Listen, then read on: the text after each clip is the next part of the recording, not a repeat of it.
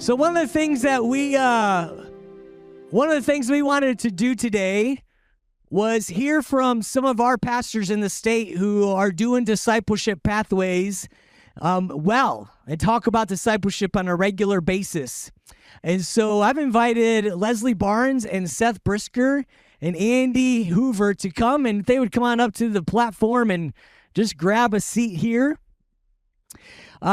So there are several questions that I've already sorry about that, Leslie, prompted them with, and so they're prepared with some, but we want to give you some opportunity to maybe ask some questions. Now, I know that for some of you, putting a microphone in your hand makes you go, so we want to make it super easy, all right? Tim is going to put a phone number up on the screen. This is actually my personal cell phone number. I have my cell phone right here. That if you want to text a question to me while we're going through this process, if we have some time toward the end, we're going to try to get to a few of those. As a matter of fact, if you guys are okay, if we get some from them, can we skip to those? Is that okay? All right, awesome. Area code 832-205-5400. Twyla Butler, you know that area code, right? Where you at? Yeah, girl, you know. Andy Hoover is calling me right now. Hello, Andy Hoover. Good.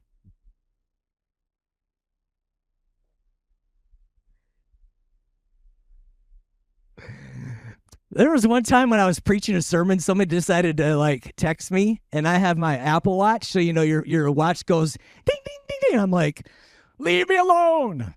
I love you, man. All right, so yeah, we're going to get going. And again, if you have a question as we go along, please feel free to ask, all right? We're going to do our best to kind of hit some of those. And so, you guys, thank you so much for being a part of this. We appreciate that. Yeah, do you want to just hang on to that microphone, Andy? Sweetness. Just for the sake of knowing who you are, yeah, what happened to my note there? Here we are. Here we go. All right. Just for the sake of everybody in the room, can you tell us who you are and where you serve? My name's Seth Brisker. I am in Athens, Ohio. My wife, Kelsey, and I pastor Common House.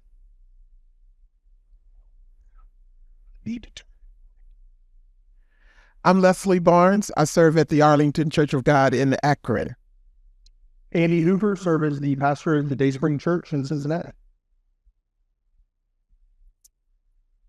Fantastic. So this question is probably a no-brainer, but it's worth asking. Okay, how do you guys in your local settings define the word discipleship? Break it down, Andy. For me, I think, and I really appreciated what he said earlier this morning. It's about obedience. That to me is the crux of it. And I really appreciated the part that he talked about the difference between conversion and we're working on converting people. We're not working on discipling people. And I think that's so important. So to me, it's just obedience. It's obedience over what I've read in the Word. Am I being obedient to what I've read in the Word? Am I being obedient to what the Holy Spirit is speaking to me in my life? That's good. Leslie, would you mind? Sure. I really believe it's personal, and it's asking the Lord, who should I be walking with? Father, who can I walk with and get in relationship with so that we are both growing, but they will soon walk away from me and give what has been poured into them to someone else. And so more than an ought to, because I ought to, but I should be looking and praying and seeing who it is on purpose, intentionally, that the Lord would have me walk with, and then have them go and do the same. It's good. That's good. Seth? Yeah, I would echo that. I think intentionality is a big thing that I try to communicate often, that we are not stumbling into relationship with people. We're not stumbling into, discipleship isn't doesn't happen by happenstance, but it's us being intentionally sent on mission into the fields around us as missionaries. That's good. That's good. And you guys are already blowing my phone up with questions, so that's great. Keep them coming, all right? Seriously. So after you define that word, like, why is it so important to define that word first? Why is it so important to define the word discipleship first in the context of developing a discipleship pathway? Why do I need to worry about what that word looks like before I move into the next step? So many people say, I'm taking this discipleship class. And, when I finish my discipleship class, and I think it's so important to know that this is a wonderful life calling that I pray the Lord will allow me to do for the rest of my life, sharing the gospel. And so making sure, it's not a certificate and a button and, you get a popsicle at the end of the class, but really knowing that this is my commission. I've been commissioned to do this. It's a wonderful privilege for the rest of my life. I so identify with what you're saying there because I was challenged with this thought a few years ago. And this is always kind of the model that I grew up with. I don't know if any of you remember the Charles Lake discipleship material. It was in a blue 3-ring binder, you know what I'm talking about? And it was 101, 201, 301, 401. And I'm a linear person. I'm a very structured person. So that made sense to me to work my way through that. Somebody challenged me a couple of years ago and said, what do you do at the end of 401? And I was like, well, I don't know. That means you've arrived. You know what I mean? And so just that concept that it's not something that we're going to cycle, it's not something that we're going to achieve. It's something that's a lifelong thing that we're going to do. And I think that's a shift that in the church we need to make. And I'm not knocking, the 101, 201, 301, 401 model, but I am a little, because I think we've got to look at it differently than checking off some boxes. That's good. That's good. So you got the definition, all right? You've got the context of understanding how to define that. So what is the specific discipleship pathway that you've implemented in your local congregation, and how has that discipleship pathway been received by the people in your congregation? Seth? Yeah, so, for us, it's kind of a new... I've recently accepted this reality that we're a 3-year-old church plant with a 120-year history as a church, because it's a replant, revitalized situation. And so we're kind of starting fresh with all of this stuff. Yeah. But I have struggled to really put forth a map yet, because I do think part of this discipleship journey, it's hard to come to things like this and we take all the notes and we have to go home and figure out how we got to do it all. And I think as the speaker said this morning, just start with the main thing. And so I've been trying to start with the main thing. For us, we early on, as kind of a church replant, excitement was happening. Over the course of 2 years, we had 20 baptisms, which was amazing, incredible. But then I took a look around and I was like, well, where are they? There's a couple of them here, but what happened?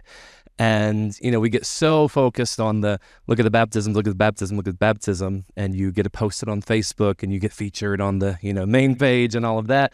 But then the real work starts. And I realized for us, we were, as he was just talking about this morning, we were all about the conversions, but what about the baptisms? And so I've recently been just trying to take the one next step. So we got super involved with Kogo, Start Now, Go Now, the Pray for Your One campaign that happened. That was right when I came into the church. And so just trying to figure out where do we go from there? What happens when our one gets baptized? And for us, what I found is it was like, okay, great. We've arrived, we've done it, and now they're just part of it, and we never really close that back door, And so I've really been trying to take the next step of that. What does it look like for a 1 to become a 2? And by a 2, I've been implementing this Mission 123, I've been calling it, where we pray for our 1s. We continually have 1s, and when your 1 becomes a 2, you find a new 1. It's not just like, okay, I did it. I did it. I checked it off. But you find a new 1, but then a one becomes a two, and the twos need mentored. They need discipled. They need people coming alongside of them.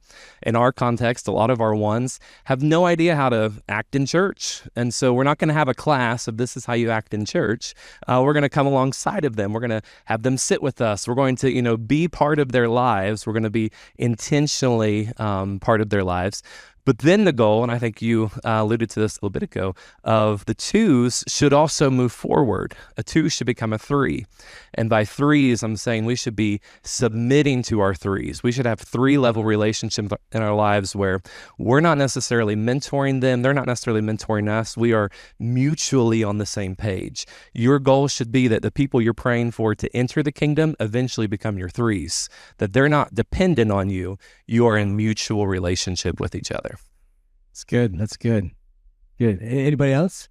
Well, about a year and a half ago, we adopted the strategy that's published by the book Banding Together, John West, W-I-E-S-T, I think. And that model for us has been really, really good. It's like a 90-page read. You can read it in like no time at all. It's very simple, very easy. And we've handed out to all of our leaders and all of our elders and all of our staff and trying to bring everybody on board with us. But the process is really simple. This is kind of the crux of what they talk about. The process is simple. The goal is obedience. The curriculum is the Bible. The Holy Spirit is the teacher. And the result is multiplication. And so we've invited 3 or 4 men, 3 or 4 women to jump into these groups. I think right now we have about 10 groups at the church in the last year and a half. And we're just now at the beginning of kind of generation 2 of that, where those groups have met for 12 to 18 months and have now spun off and created new groups. We don't call them divide. We call it multiply, right? They're multiplying new groups. And so we've seen a great result of that. It seems like that's been the simplest process that we've done, and getting people kind of through that pathway down to that. I really loved what he said about this whole idea of like the public and the social and the personal and the transparent.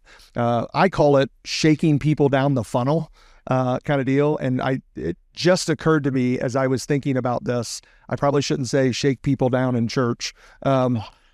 But that's, I always say that, our team kind of makes fun of me sometimes. They're always like, Andy's always talking about shaking people down, but you got to shake people down that funnel, right? And get people down into that kind of transparent space where they can really start to share life with one another. But I think that model has been the simplest, and we've tried a lot of different things over the years at Dayspring, but that to me is this current model that we're doing, Banding Together, seems like it's the simplest model. It's the most easily reproducible model that we've done. Leslie, how about in your context in Arlington? I keep finding myself here, and I hope that you can hear me. I'm not a senior pastor. So I want to say to someone here that you're at a church and you feel like this is something that needs to be going on in my home church.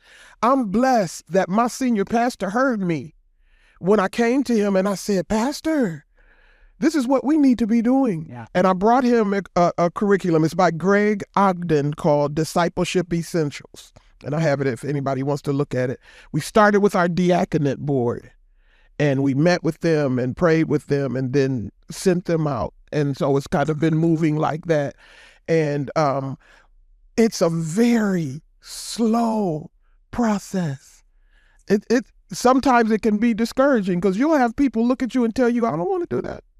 I don't want to do that. And then you got people at so many different levels. You have people that have been in the church for 35 years. How do I look at you and say, so do I need to be baptized?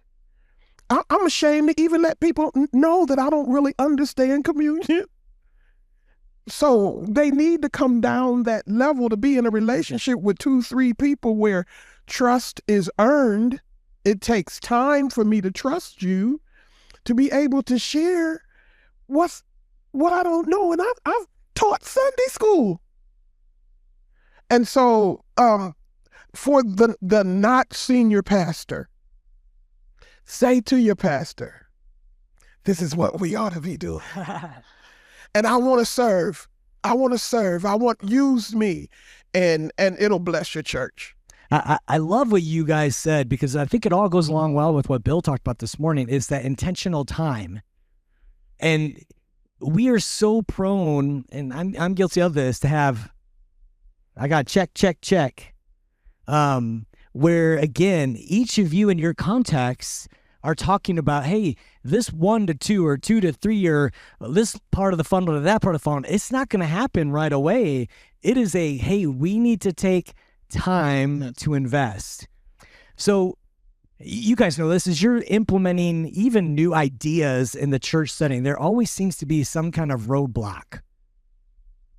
So what are some of the roadblocks, or what roadblocks do you see that hinder people from fully engaging in the practice of discipleship? I think the biggest thing I see is again, in this instantaneous culture we live in, we want to be we want to get it and get it now. And this discipleship shift that the church has been, I'd say for the good, being forced into, it really requires each member either taking personal responsibility for it or sitting down and shutting up. I want to say that. Good, yeah. And so I think, we are leaving this culture of a church that, it's all about these programs and create have the next big thing to gather a mass amount of people in. And, we've done that. I mean, you've all done that. You've had the big block party and a bunch of people come. And I'm not saying you don't have the things to serve the community, but I think people having to find out that, they're going to come and receive whatever it is we're giving out that day. But if we want actual converts and disciples, we got to actually take hold of this ourselves. And it's going to be where we spend our day and our time every day of our lives, rather than this church program that I get to come to and benefit from the work of it. That's good. That's good. I think part of it also, in conjunction with what you're saying, is the instantaneous thing. Like, as a church, maybe we have not done a good job with being consistent. Not just our church people and our church folks want instantaneous. We as leaders want instantaneous. And so we try something, or we launch something, a disciple-making effort or whatever, and if it doesn't take off, Bill said this morning several times, the slow burn. Yeah. You know what I mean? If it doesn't take off, then we're like, well, let me try something else. Let me go get another curriculum or another book, or go to another conference and get another model or whatever. And I think that has hurt us as disciple makers, because disciple making by its very nature is slow. It was slow for you. It was slow for me. Yeah. And we're still in it. But I think that's the struggle. And I think also what you said about, we as a church culture have put our emphasis on the Sunday morning event, which should be done and done well. We've put it on events. We put it on butts in the seat. We put it on dollars and cents. We put it on a lot of other things. But sometimes we don't put enough effort into the disciple-making process, because it just kind of falls down to the bottom of the list, because we've got to focus on people, the numbers, and we've got to focus on the finances. Yeah. You know what I mean? And so I think we got to flip that. Let me ask this question, because it kind of deals with this whole idea of roadblocks. This is from a person in the room. I don't want to identify you. Is that okay? Is that all right? Any question? Yeah. All right. So how do you move people from a small group mentality to the discipleship model? This idea of small group to walking along, that could be a roadblock to get you from one spot to another. So how do you move people from a small group mentality to the discipleship model? I think it kind of goes, discipling is, you're vulnerable, and you get in this close group, they're going to see some chinks in your armor. But once they realize that you are going to trust them, not them just trusting you, then I can hide in a small group. Yeah. I get 6 or 7 ladies in there, and I'm TT and ha-ha and yeah, girl. Was that a TT? Ha-ha, yeah, girl? Ha-ha, yeah, girl. You got to be there to understand. But in a close group where you get to know me, and you can tell when I'm not when I'm not on my game, or you can tell when or I'm soaring and I'm really doing well, and you can celebrate that with me. You don't have any problem loving me through my greatness, or when I'm not. So I think recognizing that we got to shift down. I need the small group. I need those, I do. But I need that close group that will pray with me, that will hear me, that will understand, that will not let me be me, because you don't know me well enough to talk to me like that. Well, you do. And you can pull me to the side. So I think that's the difference. You're going to get close enough, you're going to see the chinks in my armor. And you may think I'm this phenomenal person, and I am. But when you get in close, you see that I'm just real, and I'm really trying to give the Lord my best. That's good. That's good. And I think too, starting where you are, if you've got a small group mentality in your church, like, that's not a bad thing. Start where you are. And I would say to shift to a discipleship focus, you first shift to an evangelism focus. A small group, typically in our churches, our small group ministries are us, the saved saints that we're going through the curriculum, whatever it may be. So commission the small group people, like literally bring them up on a Sunday morning, commission them as missionaries, that this small group, they're going to keep meeting, but they're also going to go out and they're going to multiply themselves. And the goal is make them so busy doing that eventually their small group's like, oh yeah, I guess we used to meet, didn't we? But they're so busy doing discipleship that they're, the small group, it may last because they need it too. Again, that's that level 3 relationship I talked about. But they're so busy in kingdom work that they're not so occupied on making sure they hold the fort with their small group. That's good. That's good. So this question kind of goes along with this whole idea of roadblocks too. It's from the audience.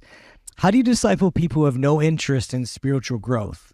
AKA, how to move people into a discipleship path when they only want to come Sunday mornings, maybe, and that's it? I think about in my little funnel thing that I focus on.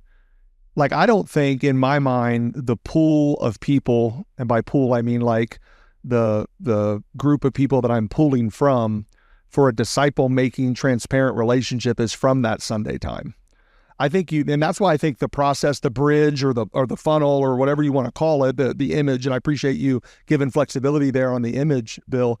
But I think you're pulling from, like, to me, to get people into small groups, into that social space, it comes from the public space. Like, hey, you're coming on Sunday morning, but why don't you come to this men's event? Or why don't you come to this women's event with 20 or 30 people? And then from that pool, you're then getting people into maybe a small group Bible study where I can kind of disappear and no TT and haha right now, but it's going to come later. But then from that small group pool, we can then say, hey, for those of you that are ready to jump into a real transparent relationship, it's going to come later. So that's why I think the funnel or the bridge or something, there's got to be a flow to it.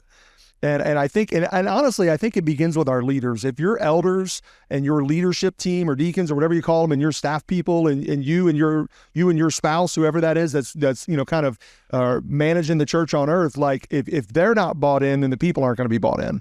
And so I think it starts at the top, if you will, to get everybody rowing in the same direction. And the relationship will help you. Sometimes you see that person as they don't want to, and they say don't have time, but then you find out that they're caring for a elderly mother, or you find out that they just lost their job, or there's so many other reasons than I just don't want to. And when you get into a relationship with them and you find out that they've been hurt, they just came from a church and they are hurt and they don't trust anybody.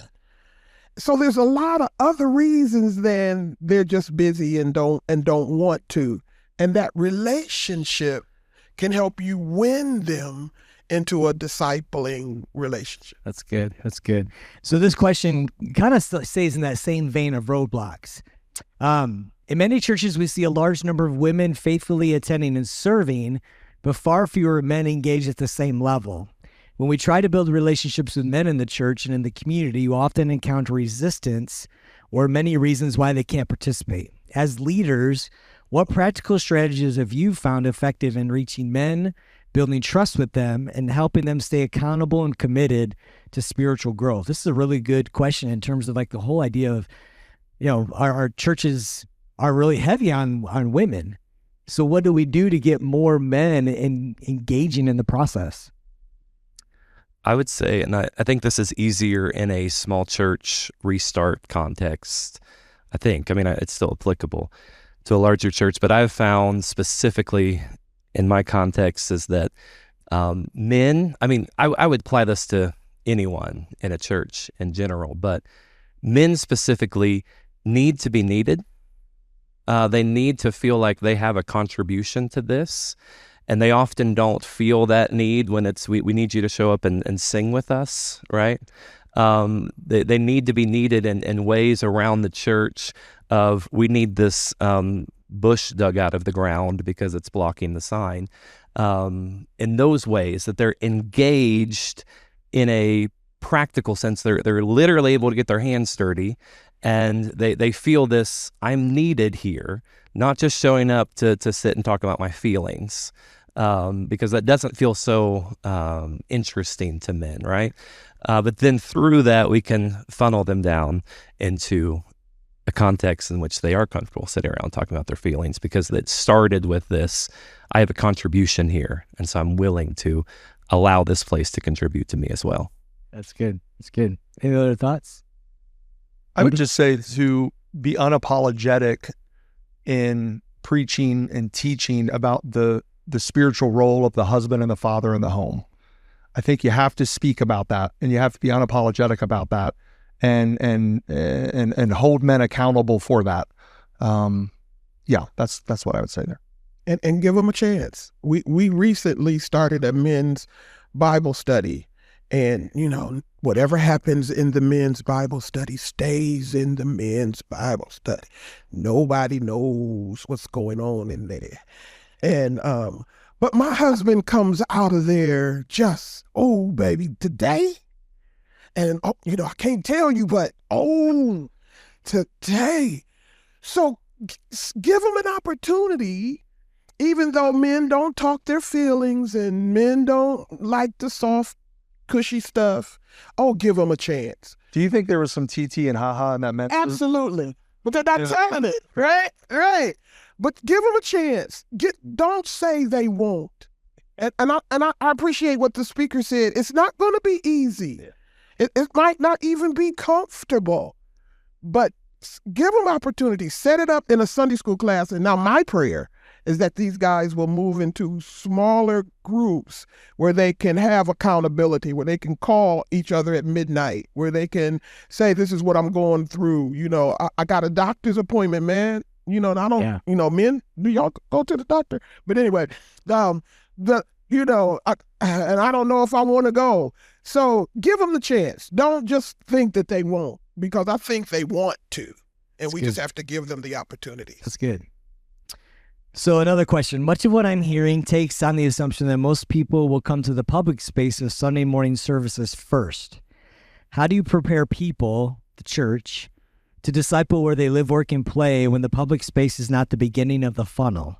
How does this fit into the discipleship model of your church?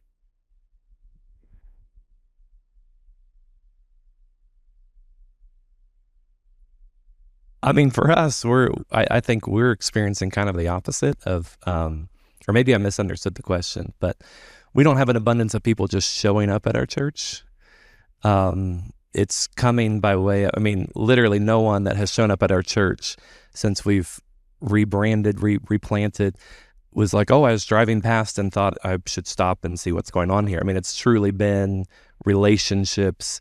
I came because this person, we have one guy who was a student teacher of a teacher in our church, and he just came to church because his, teacher boss person was at our church and he got saved. He's in relationship with Christ now. And so it's been by way of these relationships that are organically happening already, at least for us. Yeah. So it's getting people in your congregation to be culturally relevant to where they are, building into those relationships, and then, kind of having the conversation. That's good. where our church is geographically is right on a highway and right close to two other highways. And so we tend to pull from not just like a neighborhood kind of thing. And so it's difficult when people say, well, hey, where's your area of focus in the community? Like we got a lot of like, there's people 20 minutes that way and 20 minutes that way and, that kind of thing. And so one of the things we talk about, we have this, fourfold approach of pursue God, find community, make disciples, and impact. And it was intentional when we wrote this, impact your world for Christ. Yeah. Because your world is not my world. I don't work where you work. I don't live where you live, and so I think, again, intentionality in what we talk about on a Sunday, intentionality about what we teach and all that kind of stuff, and the examples that we set have to be about everybody going out and impacting their world and not necessarily trying to, the goal isn't to get people to Dayspring. That's good. You know what I mean? The goal is to get people into right relationship with Christ and to disciple them. Yeah, it's good. That's good. So in this whole idea of discipleship, let me ask you this question. Because I think like for a while we struggled with the meaning of this word. So I'm going to ask the question, what is multiplication? And here's what I mean the struggle has been. I think for the long time, multiplication was if Meadow Park grew big enough that they planted a church on the east side of Columbus and then on the south side of Columbus and so forth and so forth, versus multiplication being I'm reaching Seth because I love Seth as a friend and want to see him come to Christ. So what is multiplication and how does discipleship and multiplication go in hand? I think you see that shift that we need to make. How's that go hand in hand? I would say multiplication, as we are aiming for today, is that concept of we're not necessarily looking to add people to our church per se. Obviously, that would be great, but we're looking to build the kingdom.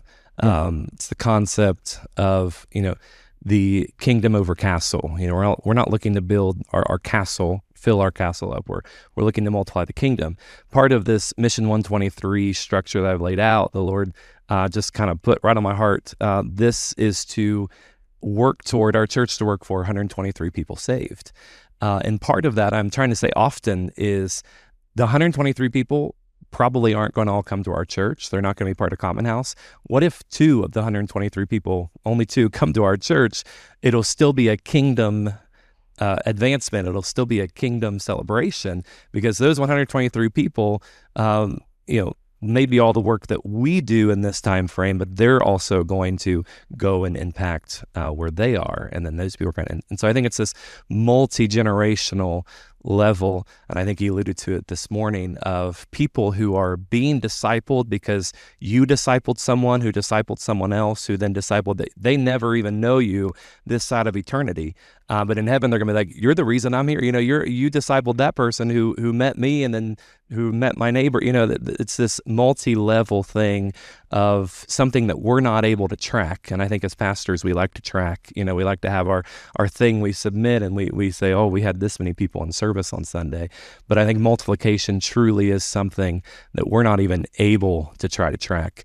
And I say praise God for that because I can't do math anyway. So we can't track it. We can't keep hold of it. It's multiplying at such an exponential rate that it's beyond us, beyond our capabilities. Good. So how do you regularly encourage people to... Oh, I'm sorry, Leslie, go ahead. So I just heard someone say that a healthy disciple is discipling. And so John 15 talks about bearing fruit. And I'm not bearing fruit to me. They're getting planted in the vine. And the more branches, the better.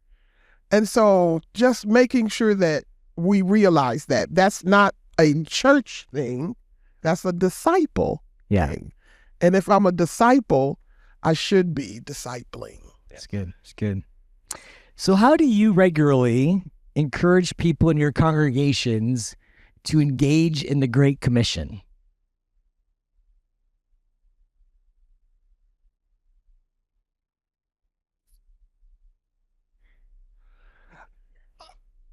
I just think I think it's got to be sprinkled in everything we do. And I think, we talked about the big events, the block party, or whatever.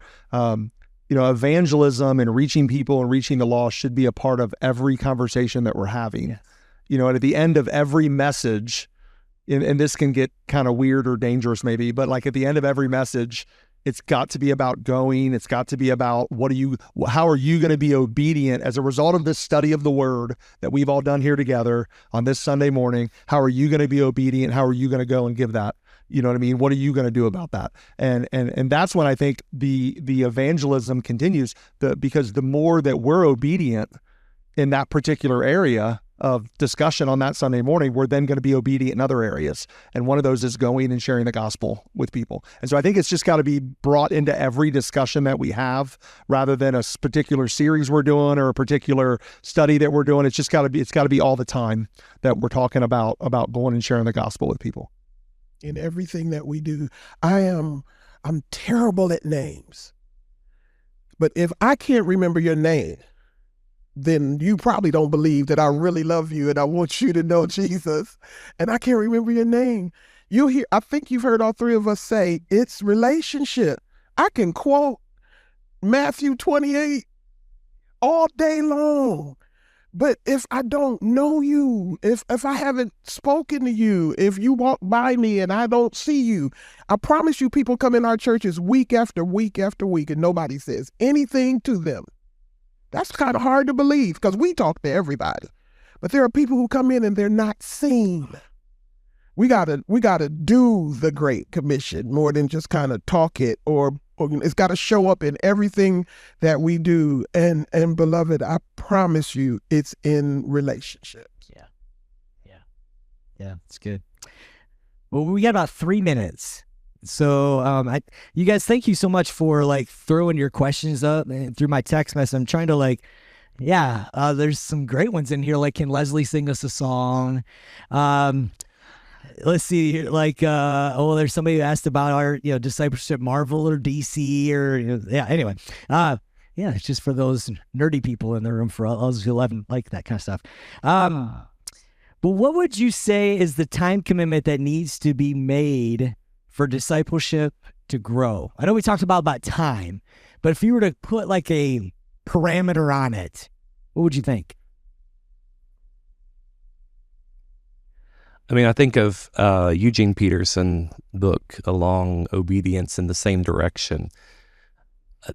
I think that's it. I mean, I don't know that there's necessarily a exact time, but I think being willing to commit to suffer through that long obedience in the same direction, no matter what that time frame looks like, and being so vulnerable to the Spirit that if the Lord completes this particular discipleship situation tomorrow, if my end of it's looped and they're multiplying and they're going and they're running with it, if it's tomorrow or 5 years from now, I'm not giving up, because it's this long, steadfast obedience, just walking in the same direction, knowing that I'm in it for the long haul, whether it be. It's good. Which honestly, go ahead, Leslie. No, as much time as it takes. Everyone's context, Brother Bill said it, is different. And so things may be snapping and popping at your place and everything's happening and it's clicking and cooking with gas. And I'm saying, what's wrong with me? As long as it takes. Isn't it worth it? As long as it takes, take the time. Yeah, it's the long game. I mean, that's really what all of you said and Bill talked about today, this morning, is it's the long game. And it's being intentional during that long game. I was going to ask you guys for like your last word of wisdom as we wrap up this Q&A time, but I think, again, the common theme has been intentional relationships. Taking the time to get to know your neighbor, taking the time to get to know the person in the cubicle next to you, taking the time to know the student that you sit in math class with, whatever it is, take the time to know them. And then take the time to introduce Jesus to them. Yeah, I remember, back in the day when Church of God Ministries had a 360 revolution. Andy, you probably remember this. 3 friends praying 6 times a week, missing 0 opportunities. I think sometimes we're really good at the praying for 3 friends. Thinking of 3 friends, really good at praying 6 times a week. We stink at taking the opportunity. You know what I'm saying? Like the Holy Spirit will open a door and we're like, oh, was that a door? You know what I'm saying? But we got to be intentional with all of that. So, yeah. You guys, thank you so much for your wisdom, your insight. Can we give them a hand real quick?